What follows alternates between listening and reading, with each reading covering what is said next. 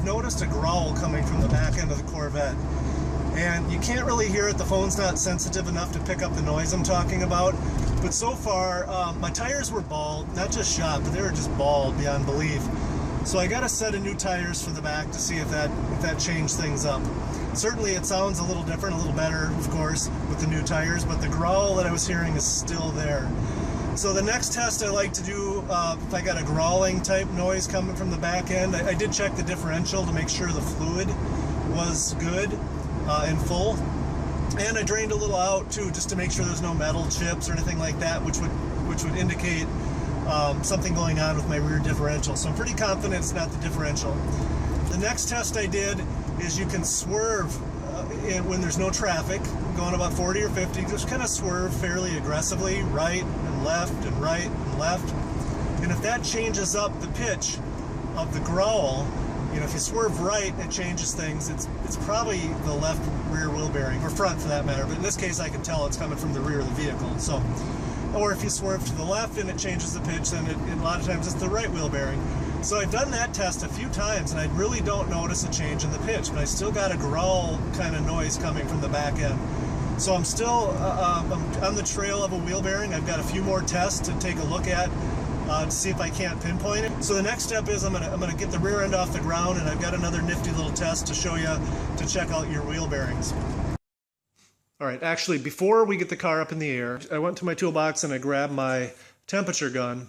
These things, if you don't have one, I suggest you get one. They're, I don't know, $50 to $75 at multiple places you can get them. They're very accurate, from like 20 below to, I don't know, 800 degrees, 1,000 degrees for exhaust things you might want to check. We're going to take this and measure the temperature of each rear wheel rotor close to the hub and see if that gives us any information to go on.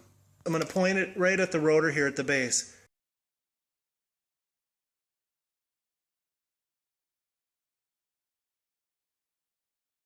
And this one is about 110 degrees on this side.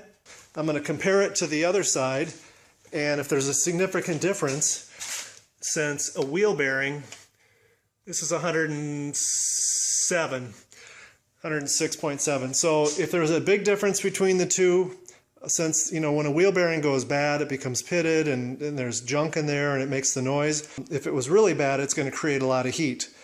But there's really not a whole lot of difference between sides, so in this case it's really a non-determinant test. One thing to keep in mind, if your test did yield a significant difference between the two sides' temperature, say 20 degrees Fahrenheit or so, you're going to want to jack it up and slowly turn each wheel and listen to see if you've got a brake hanging at all. Because if one side has a brake hanging a little bit and the other side doesn't, you know, when you take your spin and come back to measure these temperatures, the brake rubbing the whole time is going to definitely increase the temperature of that particular rotor. But in this case, it was a quick test. Didn't really tell me much, but it's worth doing, because sometimes it'll scream, "Hey, bad wheel bearing," especially if you have, you know, 20-30 degree difference from one side to the other. The next step we're going to do here is we've got the Corvette lifted up off the ground, so the wheel is free to turn. What I'm going to do is, just when I'm rotating this with my hands on it, I'm listening for any kind of growling or anything rough. And I'm also feeling with my hands if I can feel anything that feels rough. In this case, this one feels fine. Next thing I'm going to do is put my hands on the 12 o'clock position and the 6 o'clock position, and I'm trying to rock the wheel in and out. If there's any sort of slop when I do this, it's a good sign we've got a bad wheel bearing.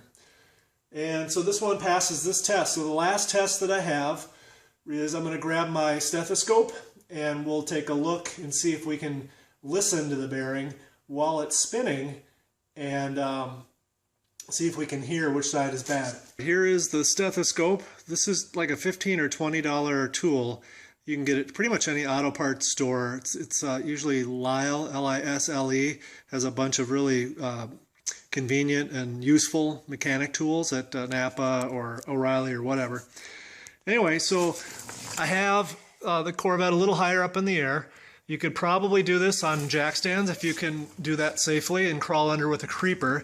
But with the car running in second gear, and obviously I don't have it running right now because you wouldn't be able to hear me, but essentially what I did on each side, and this turned out to be the test that was conclusive. See if I can get here we go. I've got the probe, and you got to hold it firmly, and this is right where the knuckle and the wheel bearing attach to each other. And what I did is comparing the left side to the right side. In my case, the passenger side was super quiet and just a normal kind of a sound. And through the stethoscope, it was very obvious that this bearing was shot or on its way out. So this is the one I replaced. Here is the defective wheel bearing. We've got it out, and it proved to be the culprit. It's not really a squealing sound that it makes audibly that you can hear. It's more of a vibration, again, from the pitting on the bearings and the races that transfers into the body and kind of makes the sound that way. So I'm going to spin it here with the microphone and see if you can pick up the noise. That's going to do it for this one, guys. If you learned anything, go ahead and tap that thumbs up below. If you come here often, you might as well subscribe so you get notifications for the next video. And most of all, thanks for watching.